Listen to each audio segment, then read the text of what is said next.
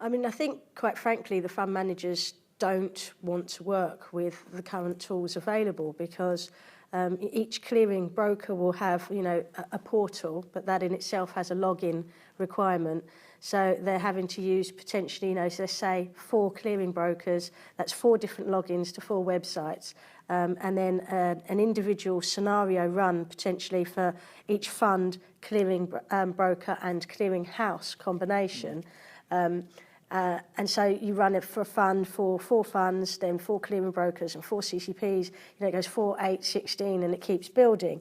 And then you find that maybe you want to change from the results your scenario again and split it across CCPs. And it's just a domino effect of continuously revising and rerunning information and storing that down and then having to compare it across the board. So, a consolidated way to go out and say, I want to do this trade.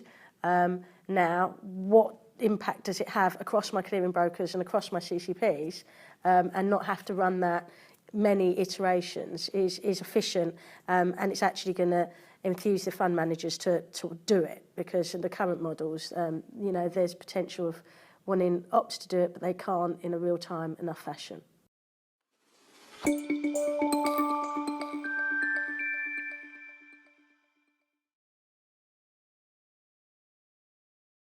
Oh, there's, over the last 18 months, 2 years, I guess there's been lots written and discussed on panels like these about the difference between, a cleared and an uncleared price. In actual reality, we haven't seen, apart from the incident where this was cleared versus cleared, the basis between CME and LCH a year and a half ago-ish, the cleared versus uncleared is still, it's starting to happen. We haven't seen it really transpire. So from a buy side perspective, they've been not so much pushing to understand what it is because it hasn't kicked in any really meaningful way. But that is starting. Right, the onset of clearing this year, we are in category 1 front loading period. Category 2 front loading period is a month and a half away. And category 1 mandatory clearing is 3 months away. The world is now going to start changing. There will be a real the differential between the two will start to appear. So that bid offer will start to grow.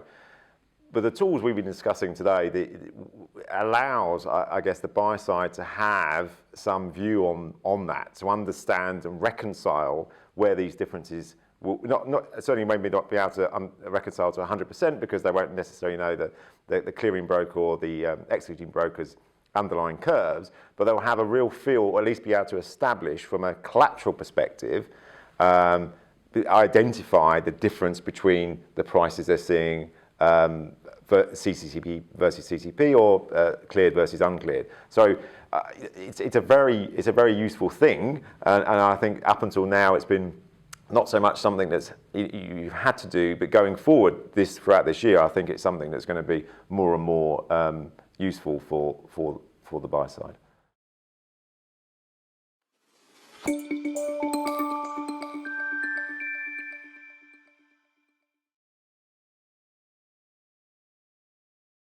Our whole aim as a software vendor was to make this provide access to this analysis with the lowest possible overhead.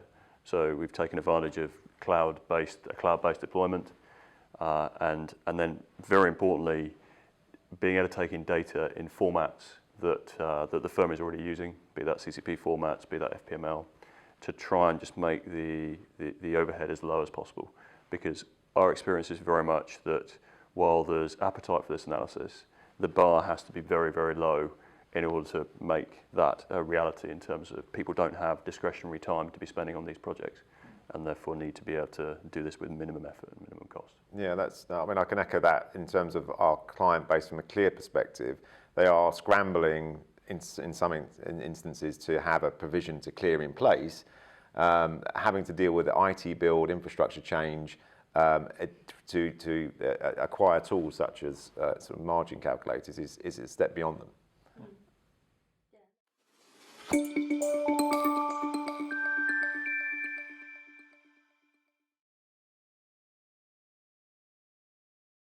Everything around the pension fund exemption shows that there was an issue with regards to being able to have available cash in the timelines that are required in the cleared mandate. So as much advanced knowledge as to how much cash you might need for variation margin allows for, repo transformation, sell down of assets, whatever your course is going to be. But a buy-side's firm to have a variation margin call on T+1 and then source those at cash by the close of business T+1 is virtually non-existent.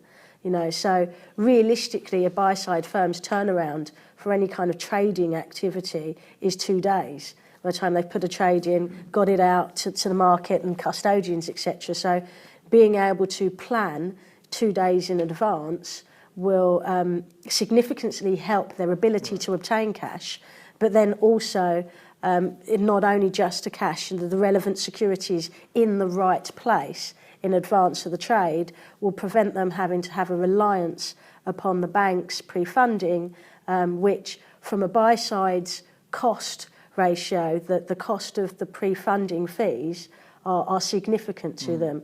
I think it's a general assumption that buffers and excess margin, segregation has been built to accommodate these type of things, but the buy side still need to know what to put, what are the appropriate buffers, what's the appropriate excess, and that will change.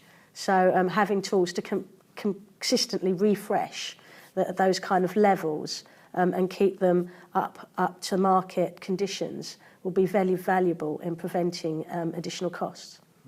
Yeah, I agree to some extent with that. I mean, I think that we talk about costs of pre-funding. I guess when you look at management of margin, on day one, effectively, it's always going to be cash. Right? So when you start then look to optimize your margin requirement, posting a security, but having that, the operational buffer, I guess you're alluding to, with regards to leaving excess cash at the CCP. If you have a tool that allows you to run, if you know where your portfolio is going, you have a view on where risk is going to change over the course of a period of time, you can run that analysis and have a very strong indication of where the requirement is going to come from. You can post that cash into your operational buffer by your clearing member to the CCP. That in itself, though, one may argue is not overly efficient because you're having redundant excess sitting at your CCP where you could be utilising it elsewhere. But you have the choice now to manage it in that way. Yeah, I think that everything's about a balancing act, though. The potential to have 100% of your VM and IM movement funded by the bank is significant, whereas you could put a certain amount of securities in, maybe you're happy with a certain amount of cash, and reduce that pre-funding to 10%.